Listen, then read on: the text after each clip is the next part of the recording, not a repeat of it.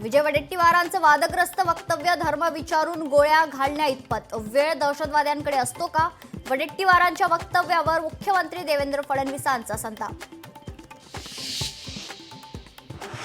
शाहिद आफ्रिदी पुन्हा वरळला. भारतच हल्ले घडवून त्यांच्या लोकांना मारतो. पाकिस्तानी क्रिकेटपटू शाहिद आफ्रिदीच्या उलट्या बोंबा. 26 राफेलच्या खरेदीसाठी भारत आणि फ्रान्सची करारावर स्वाक्षरी. पाकिस्तानासोबत तणावाचं वातावरण असताना कराराला विशेष महत्त्व. बलुचिस्तान पाठोपाठ आता पाकव्याप्त काश्मीरमध्ये सुद्धा पाकिस्तान विरोधात एल्गार. गिलगिटमध्ये पाकिस्तान विरोधात जोरदार घोषणाबाजी. पाकिस्तानी हवाई क्षेत्र बंद करण्याबाबत विमान कंपन्यांची चर्चा सुरू. विमान वाहतूक मंत्री राममोहन नायडूंची माहिती. पाकिस्तानच्या मदतीसाठी पहिला देश पुढे.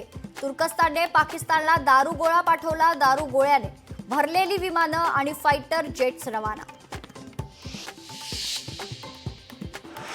धनंजय मुंडेंच्या राजीनाम्यानंतरही मंत्रालयात नावाची पाटी कायम. 2 महिने उलटूनही धनंजय मुंडेंच्या नावाची पाटी कायम असल्याने चर्चांना उधाण.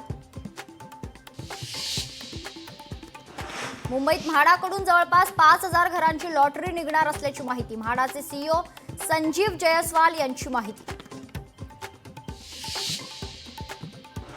मुंबईतील ईडी कार्यालय तात्पुरतं दुसरीकडे शिफ्ट.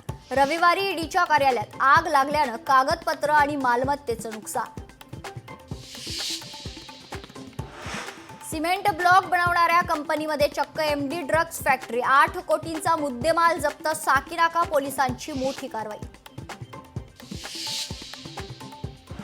रणवीर अलाहाबादियाला सुप्रीम कोर्टाचा दिलासा. सर्वोच्च न्यायालयाने रणवीरचा पासपोर्ट परत करण्याचे निर्देश दिले. लोकशाही मराठी ऐका, पहा, जागरूक रहा.